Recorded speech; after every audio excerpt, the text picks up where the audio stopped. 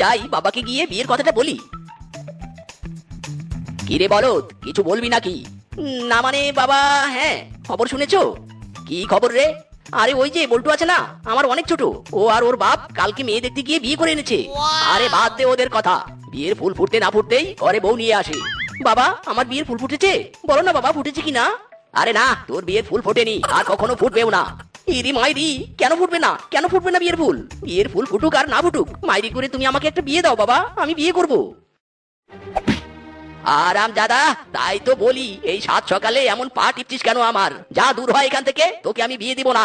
ইরি মাইরি বাবা, আমার সাথে এমন অন্যায় করো না। না জানি আমার বউটা কতটা অসহায় হয়ে আছে আমার জন্য। দাও না বাবা, বিয়েটা দিয়ে দাও। ওরে বজ্জাত, বললাম না বিয়ে দিব না। নিজের পেটের ভাত জোগাড় করতে পারিস না, আর বিয়ে করার জন্য উতলা হয়ে পড়েছিস।